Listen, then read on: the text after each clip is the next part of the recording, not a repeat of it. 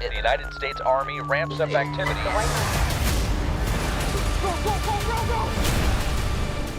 Imagine if America turned into a battleground not just in movies but in real life.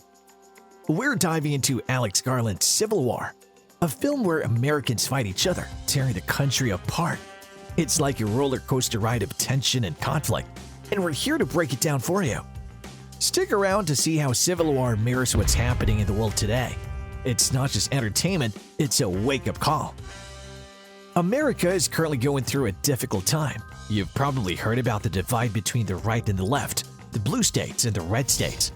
It feels like there's a huge gap between them that can't be bridged. People can't even agree on basic things like what's true and what's not. Historians often talk about the 1860s when the country was torn apart by the Civil War, or the chaos of 1968 with riots and assassinations. They say those were low points in our history. But with the current election year and the tense atmosphere, it feels like we might be heading towards another big conflict among Americans.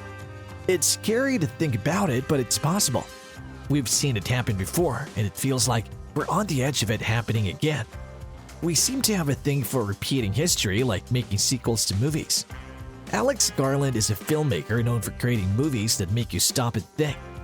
Take a moment to consider his previous works like Ex Machina and Annihilation.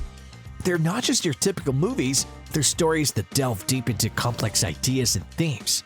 Now, Garland has ventured into new territory with his latest film, Civil War. This movie dares to imagine a future where America is once again at war with itself. It's like holding up a magnifying glass to current societal issues and tensions. Garland isn't one to shy away from difficult topics though. He's known for fearlessly exploring the darker corners of human nature and society. However, some worry that Civil War might be more interested in shocking its audience than truly exploring the depths of its subject matter. Despite this concern, Garland's track record suggests that Civil War will still provoke thought and discussion. After all, his films have always had a way of staying with you long after the credits roll. So while Civil War may be his latest project, it's sure to carry on Garland's tradition of interesting storytelling and intellectual exploration. Right from the start, Civil War throws us into the chaos of a divided America. We're in the thick of intense battles between the government and groups wanting to break away from the US, like the Florida Alliance and the forces in Texas and California. Even states with similar political views can stick together when things get tough. The president, played by Nick Offerman, has given a speech about beating these rebel groups. Alex Garland, the director, doesn't waste time explaining everything because he doesn't want people getting caught up in politics. He wants us to see beyond simple good versus bad and think deeper. Even before you learn about the extreme actions of the president in the Civil War, it's clear he's not your typical leader.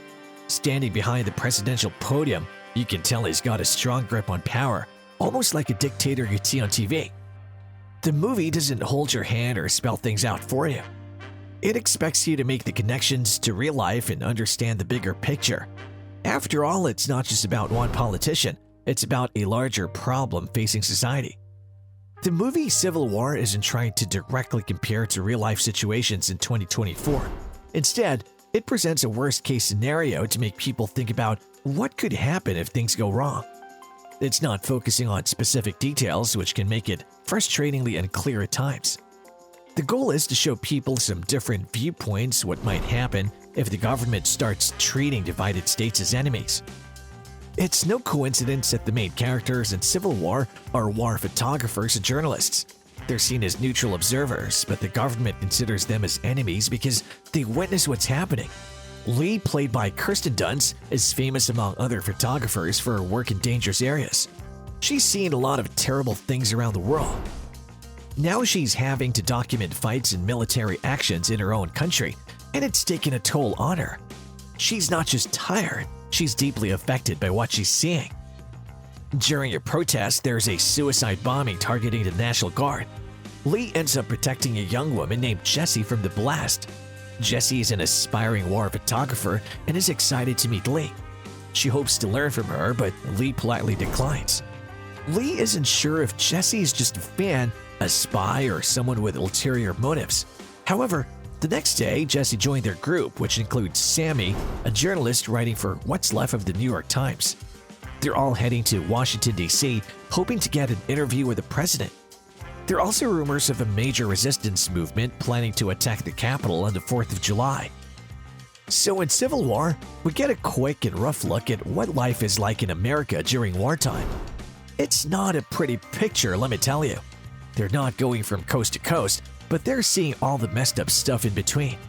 They stop at different places along the way, from creepy gas stations that double as torture chambers to little communities where people are just trying to stick together. The one part is super intense, involving Joel's old pals, a calm soldier in a mass grave. It's like that scary scene in Annihilation, but with a regular guy instead of a monster. Sometimes they bump into these caricatures of people from red states or mercenaries in weird shirts with guns. And then some just pretend nothing's happening. Like this shop owner says they're staying out of it, but then tries to sell Joel a hat. According to critics, Civil War packs a punch with its impactful message and gripping action sequences. Livia Garkey, writing for The Hollywood Reporter, suggests that the film serves as a wake-up call, shedding light on the self-mythologizing exceptionalism of America and the potential repercussions of its actions. Garkey notes that Alex Garland, the film's creator, aims to alert viewers to the dangers of blindly moving toward destruction. On the other hand, Peter DeBrugge from Variety describes Civil War as a slow-building thriller that culminates in a breathtaking showdown in the nation's capital. DeBrugge emphasizes that the film immerses viewers in the chaos of a crumbling society, following a team of journalists as they navigate through the turmoil. He stresses that Civil War isn't merely entertainment, it's a thought-provoking experience designed to stimulate discussion and provoke debate. Critics agree that Civil War is more than just a movie. It's a call to action, urging audiences to reflect on the state of the world and engage in meaningful dialogue about its future. Tasha Robinson, writing for Polygon, points out how the Civil War offers very little insight into the sides of the central conflict or the reasons that led to the war. This might leave viewers confused, especially those expecting an action movie that supports their own political beliefs and vilifies their opponents. Instead, the film focuses on the personal experiences of war journalists and how covering a conflict in their own country differs from reporting on foreign conflicts. In the movie, there are these people who act like politics don't affect them personally. They're able to ignore all the chaos around them, like families forced out of their homes and bombs going off. These folks look and act just like regular people, but Alex Garland isn't letting them off the hook. He's just as angry at them as he is at the fascist leaders and wannabe soldiers. If you're hoping for some left-wing or right-wing propaganda, good luck finding it here. This movie isn't about making you feel comfortable or giving you cheap thrills. It's all about hitting you hard with some harsh truths about complacency. The imagery is like something out of a nightmare, and you'll feel a chill seeing the USA in ruins and tanks in unexpected places like Park Avenue. It's like Garland took all the scary stuff you see online and stitched it together to make this horror movie. And let me tell you, it's gonna leave you feeling pretty uneasy.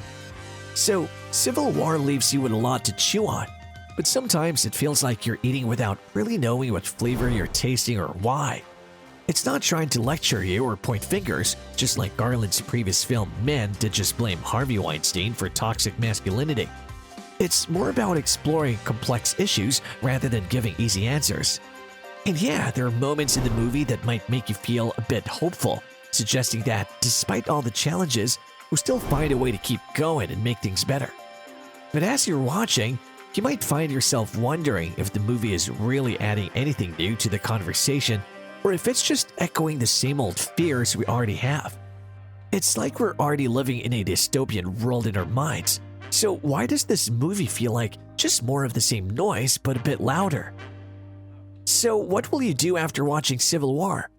Are you ready to think deeper about our society, or will you just carry on as before?